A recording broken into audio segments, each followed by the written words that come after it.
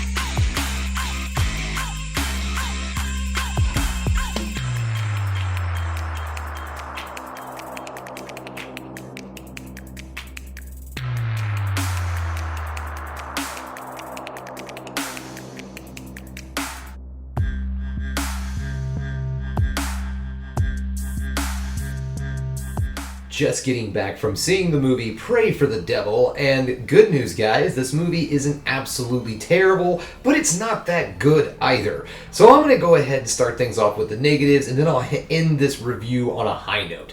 First off, this is very been there, done that in any kind of exorcism film that you've ever seen.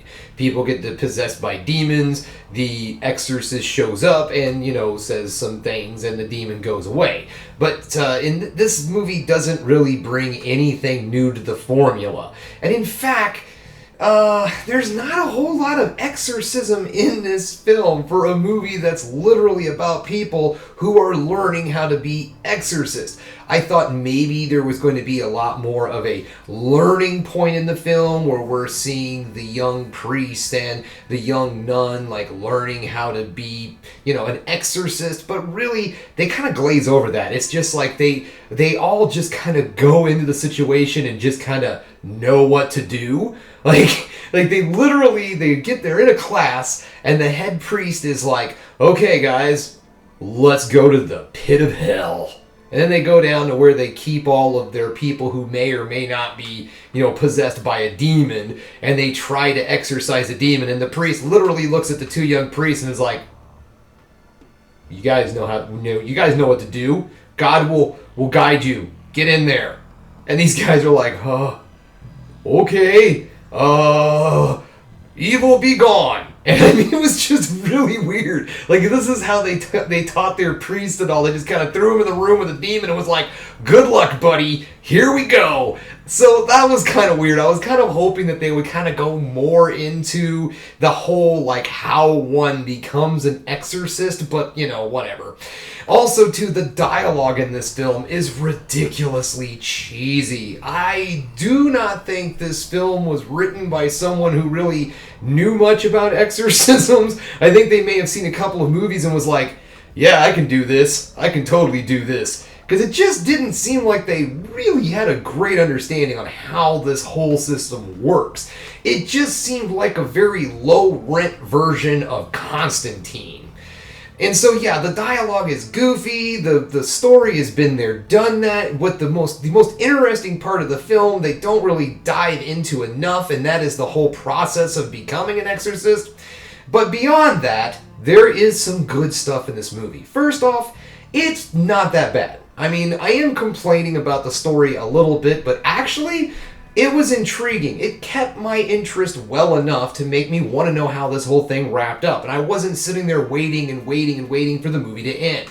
One negative I forgot to throw in. The film isn't necessarily too awful scary. It only relies on jump scares as its main source of fear. There is no real atmosphere, there is no real suspense, and honestly, there is not a whole lot of tension in this movie. And the jump scares are a bit on the predictable side. Okay, so I got off track there. Now back to the positives. Despite the fact that the dialogue is extremely cheesy and in some points looks like it's just really hard for these actors to deliver, the actors in the film don't do a half-bad job. They do okay. I wasn't really familiar with anybody in the film. I didn't really recognize a lot of people. I don't know her name, but I do know that the woman who plays the main character's mom, she did play the lead in Candyman. Helen, I believe, but I can't think of the actress's name. But anyways, I didn't really recognize a lot of faces in this movie. But that's not necessarily a bad thing. Everything, like I said, was pretty okay in the acting department. The dialogue was cheesy as hell, but the actors did the best they possibly could with it. And the thing that was really, really good about this was, like I said, the whole concept of this, I guess you would say, secret organization within the Catholic Church that has these, you know, field offices set up all over the world to train priests to be exorcists. I liked that idea. And it seemed like, honestly, this film was like some kind of like Catholic superhero origin story. It's like, here comes Saint Anne, Catholic's newest superhero. Because it really hits all of the tropes that you would find in like a superhero origin story. It really does. And maybe that's just where we are today, because my God, there's a lot of superhero films out there, so it's hard not to have those tropes in your movies. But anyways, all that aside, the film itself was enjoyable. I would call this a very good introduction to horror. If you've got a kiddo that you're like, you know what, he wants to see something scary, but I don't want him to watch something too awful scary, it's going to mess his brain up, this is the movie for you. And if you're someone who just doesn't want to watch a super scary movie for Halloween, maybe this movie's for you. The rest of us, I would say, wait for this sucker to show up on a streaming service. If you just have to see a horror movie that's brand new in theaters, this one, it scratches, it scratches the itch for you. It's not the greatest, but it's far from the worst I've ever seen. Okay, guys, so here we are. Time for me to put a big old grade on this movie. And I would have to say, in my opinion, this movie is a C-. Not necessarily a D, because the whole idea, the premise of the film I liked. It was just, honestly, there's just this subplot that they throw in at the very end of the movie that really makes the ending of this film a little unsatisfying. But other than that, this film is actually fun, it's enjoyable, and it's a good introduction into the horror realm. The CGI isn't god-awful, it's not the greatest, but it isn't god-awful. The very little makeup effects in this film are pretty decent. All in all, if you watch this on a channel like Shudder, I think that you would be quite happy. If you go see this in the theater, you might be leaving a little disappointed. That's all I have for you guys today, so thanks again for checking out The Film Geek. If you liked what you saw here today, go ahead and subscribe to the channel, ring that bell for notifications, and give me the old thumbs up if you like what you see. And if there's another thing you can do, folks, that is keep watching movies. You know I'm gonna.